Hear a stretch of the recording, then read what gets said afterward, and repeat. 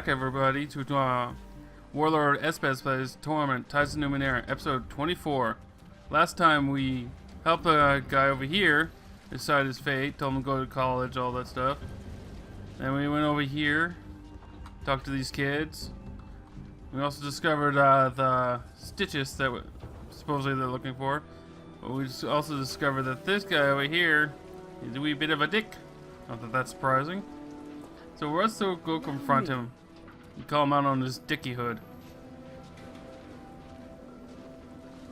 I'm ready. Where's Chat? Oh, there she is. Let's talk to him. He smiles as you approach him again. Yeah, the lucky one is back. Have you found the stitches yet? Hmm.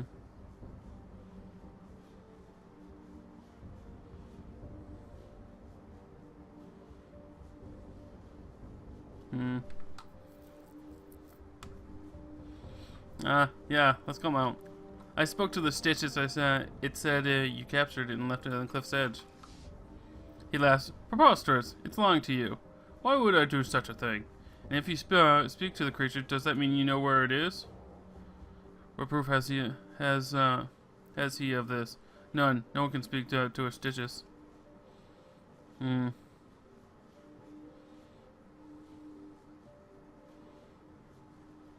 I'm sorry to think you brought the stitches to Cliff's Edge to give the people an enemy to hate.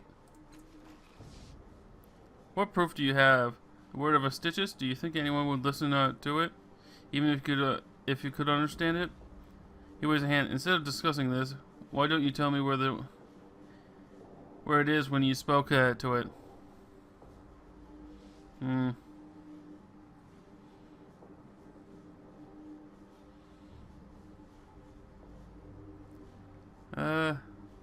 Do I have any proof? Don't have any proof. Not yet. But I'll find proof. Yo, dick. Yes. Let's see if this stitches has any proof. Run back. Run. Happy to help. Happy to help. Stitches. What's up? Do you have proof? Stitches is still cowering in the trash. It watches you fearfully. Not hurt, only hide. You're not good. Anything else? There's some eggs over there. Maybe the kids have something. Zeb.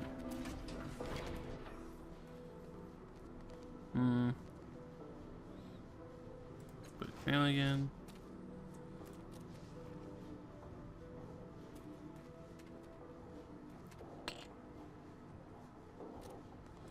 No. Yeah. Any other kids gonna say anything? Questions?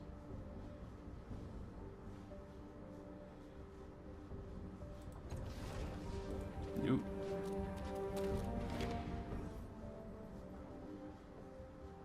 Ask you something? Do you feel the same way as Zeb does about the stitches?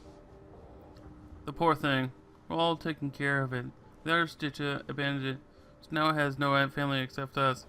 She leans in. Please don't tell anyone about Zeb. Zeb would die if anything happened to it. If this is your house, who lives here? Zeb and Nim and I live here, but it's their father's house. He's away. She looks back at the house. I wish he'd come back and fix it. I think it's gonna fall down soon. House is in bad shape. She points at the cracks around the base of the walls. Those weren't here before, and they've gotten wider. We don't go inside anymore except to wash or dress. Then we come right back out. Where'd Zeb's father go? He said he was going to work for someone named Memvora in the Bloom. He was going to be a guard. She purses her lips. He said he would come back every now and then, But he hasn't. I don't know what happened to him. Tell me about Zeb and Nim. They're my friends. They miss their dad a lot, but we still have fun. Zeb watches out for us, and I'm teaching Nin to play the flute. Tell me about yourself. I was from outside the city, but I've been here with Zeb and Nim since before their dad went away, so now I'm from here.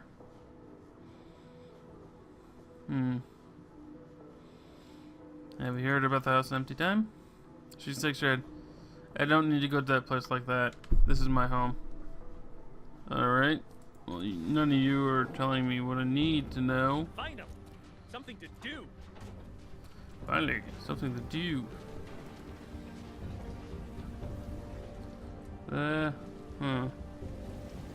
We shall see.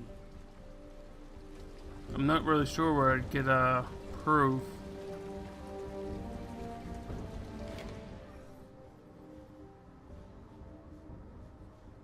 I found stitches, but it's harmless and has deformed claws. It can't dig.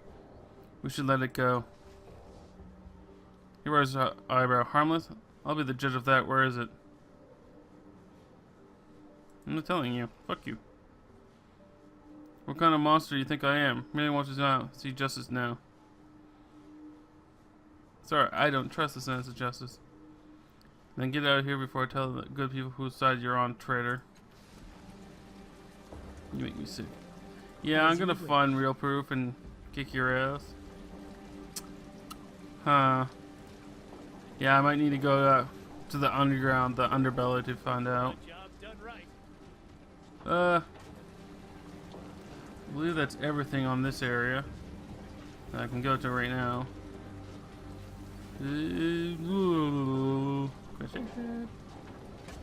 Yep, that's everything. Except for the bar. So let's go to the bar.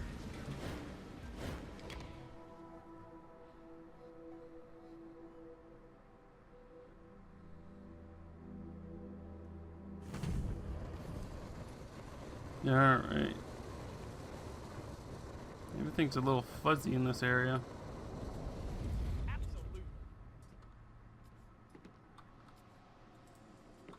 Alright.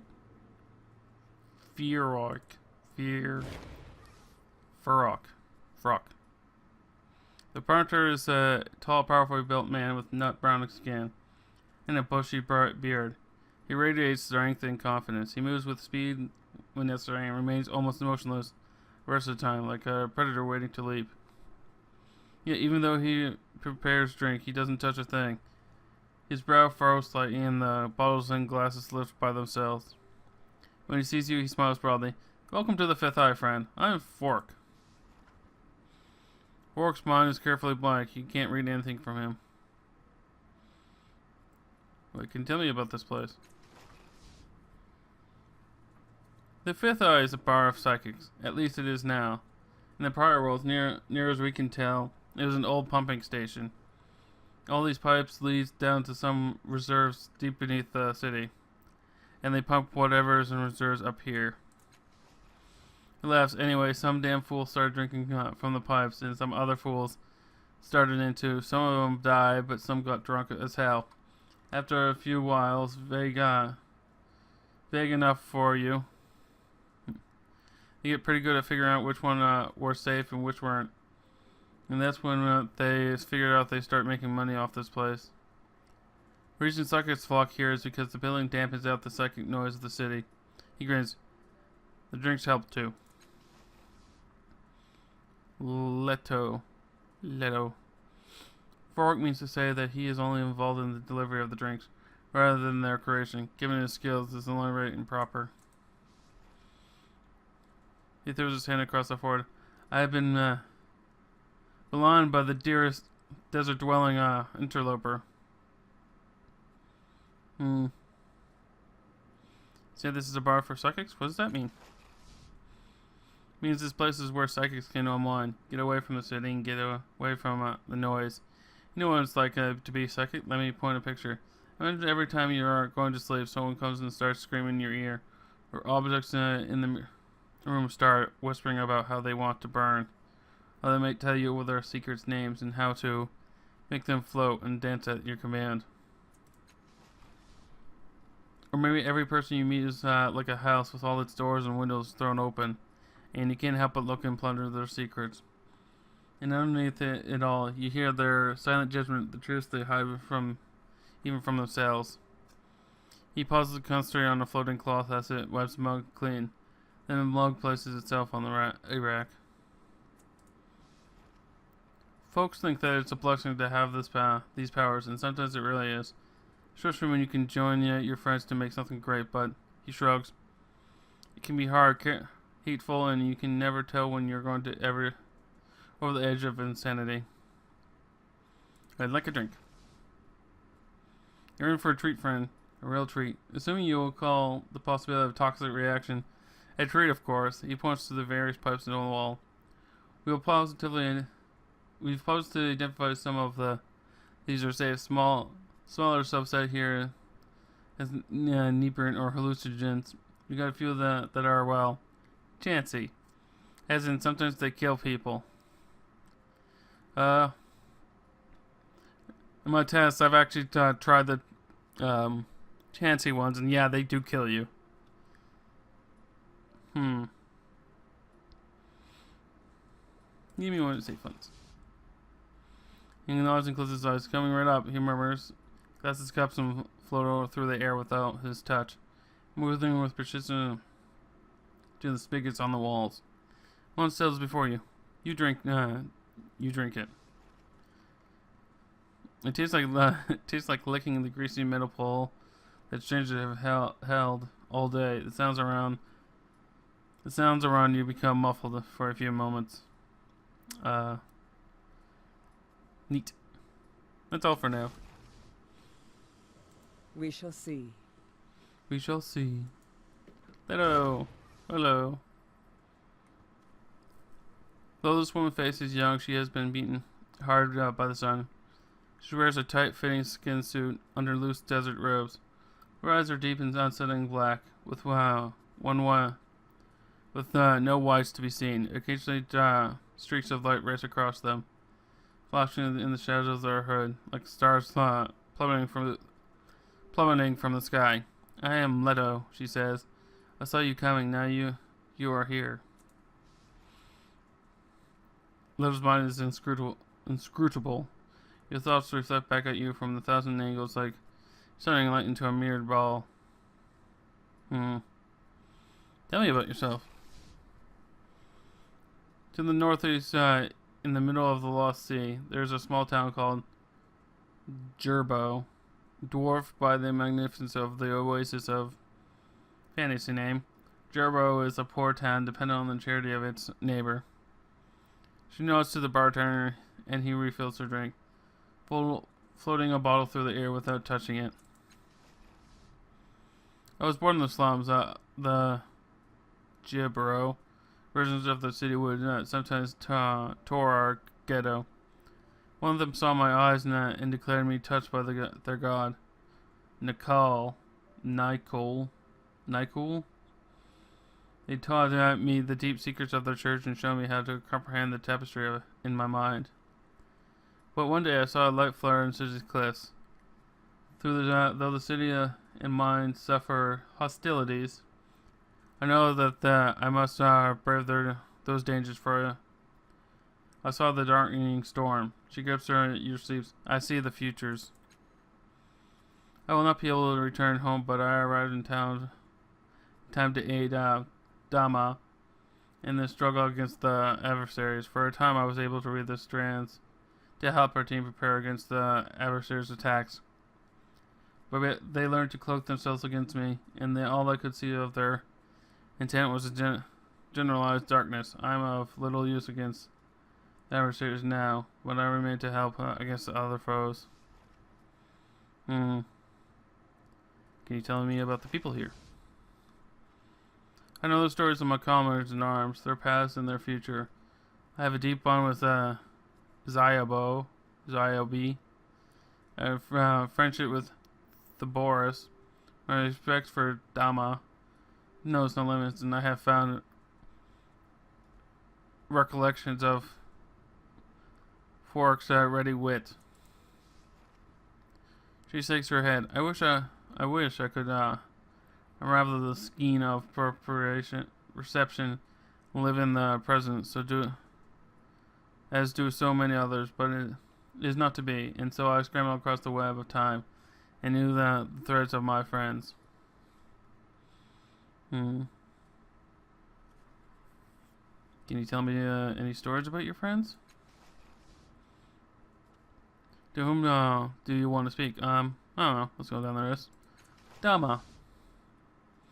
He is the lodestone, the hourglass, the light that lifts, and the rope that binds. His strength is our strength, and through him we become stronger. He is the caller, the bringer, the tactician, and the strategist. He brings us to the place, and in the future he is gone. She does not see you as she speaks. The unseen adversary claims him, unless no. The probabilities are too low. She shakes her head, bringing herself back to the present. Is he still here? She slashes a glance toward a man in the blue shirt and breathes a sigh of relief. Do you want to speak? Fork. A seer of pain and love, a great light, he powers a speech. His powers a speech and attraction. An empath, a weaver of hope and recollection. The story I love most is this: an angry citizen comes threatening violence, and Fork eats his pain and makes a new man in his place. And those old friends, and those old strands, Fork is my friend. And you mind, Leto? Yeah, who do you want to speak? Zabo. She gives herself too little credit during the Cobalt breach. She erects a shield around her company and fires precise bolts of telekinetic raging to the attackers. She destroys their inhuman captain, hurling him from the walls into dark space, and then dismembers the attackers who have come for me. In that day, she is my hero. She is the only one of us who can touch the physical world so completely. And then Dama dies.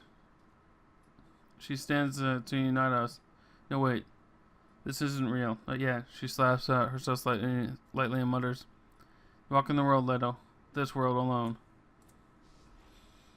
To whom do you want to speak? The Boris.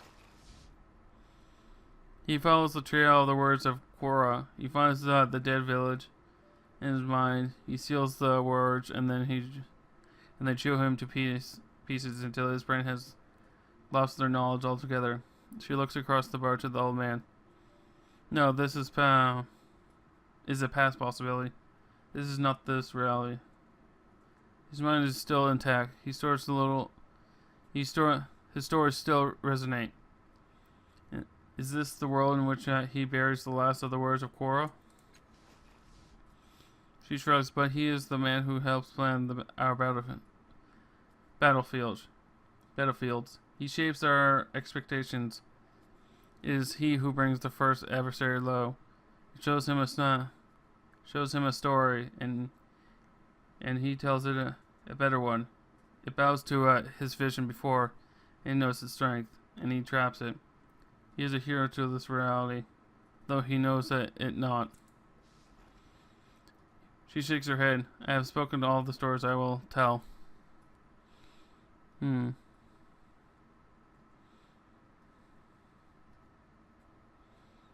me about the adversaries. Spits on the ground. Waste of water. Speaking of them, I do not know what they are, but I know what they represent. They are the death of possibility, and an existential threat to humanity. They sweep minds into themselves, consume individuality, and worship power. And they have learned to counter mine. I'm hopeless against them. How did you know I'd be coming here? Skeins of lives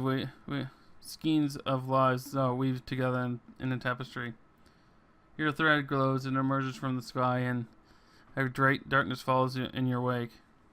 She waves a hand as if pushing through cobwebs. I have seen you. Where you go. This is beyond my powers. Can you tell anything about the people I travel with? Sure.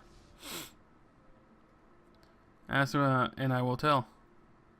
Tell me about Callistige. She turns her unsettling gaze into Callistige. You are in many realities. Singularity seeker in some you destroy yourself. Others you see triumphant over ashes. Are you sum of yourself and yourself? She shakes her head. Glittering possibilities, few probabilities. Can you tell me the steps that lead to my destruction? What do I do to succeed? Your future shifts even as you ask the question. The sisters to your right seek advantages. The ones to your left compromise. You are on the edge of the blade. Your choices are yours, and your future echoes through realities. All you need to do is step.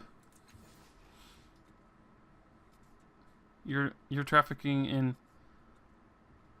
subsession and simile. That makes you any better than a. What makes you any better than a hedge which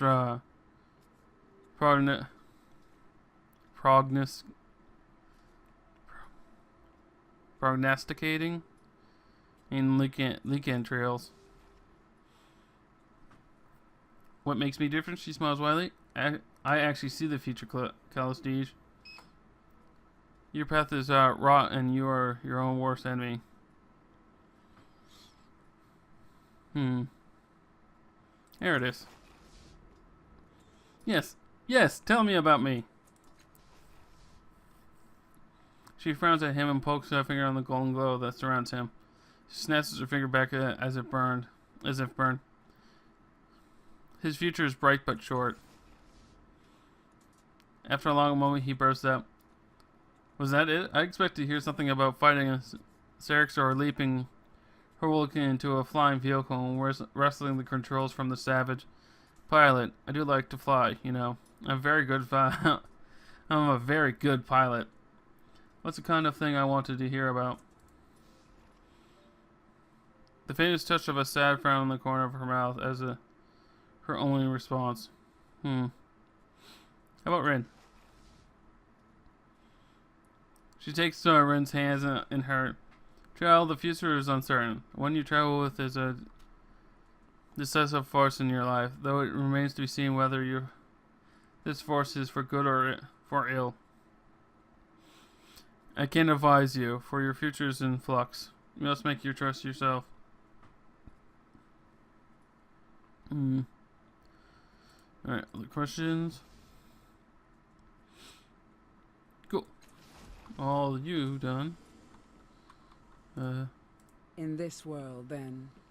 How about Sir Arthur? This man has leather dark brown skin and hair as white as the full moon. He peers at you from beneath a long strip of eyebrows, sucking on a long pipe that has been made from other segmented wood or the leg of an enormous insect. His clothing is blue and formal, like a priest or a professor of some kind. All over him, on his belt and in every pocket on both shoulders, over hovering in the air, around his head, are glowing, chittering devices of all kinds. Let me guess. He sucks from the pipe. A ball of green steam floats away from his mouth. You're a traveler, that much is clear. An explorer, yet you have the look of a farmer visiting a teeming metropolis for the first time. He taps various relics on this person. Never seen the like, have you? Fortunately for you, I adore educating folks on the subject of the Numenera. I've also traveled extensively and seen much of the world. Go ahead and ask me whatever you would like to know. A metallic bug-like creature perched on the side of his head begins to lie. He crawls into his ear and he pauses as though listening. After a moment, the bug skulls out and resumes its perch. He leans forward and lowers his voice. So you're a murdered, huh? Well, I won't hold it against you. But old Arthur wouldn't walk into the bar of the psychics without mental protection, so don't expect to read much from me. Yeah, that actually makes sense. How did you know I could read your thoughts? Numenera told me. He points at the bug now burrowing itself in his shock of white hair. You can detect this sort of thing. And then this one blocks it. He pulls a circular device from his pocket. I don't like you letting people know what I'm thinking. Too dangerous. He puts the device back into the vest. What's the new disc of force? That's the new disc of force. My first psychic blocker used to melt brain matter. Provoke people to no end. Especially those who didn't know their friends were psychic. Yeah. Who are you? Goodness, forgive me. He stretches out his hand. Sir Arthur Torment. Traveler, explorer, and lifelong student of the Numenera. I have seen everything between here and there. Steadfast, and I have studied Numenera of all kinds for decades. There is no man more knowledgeable about the ninth world than he who sits before you, I assure you. Cool. Why are you here? Knowledge, of course. I have traveled all over the Steadfast and beyond. But I need to know I know what was beyond the beyond. Who knows how much time I have left in this world? I want to see it for myself. Why are you here in the tavern? My patience. He lifts his glass enthusiastically. I'm trying to determine the nature of these fantastic legends. Also, the people here are quite informative. No better place to learn about a city than its taverns. He takes a deep swig from his glass. I'm going to end the episode here, and we'll continue talking to Sir Arthur in the next episode. Until next time, remember, embrace the chaos, or you'll go mad.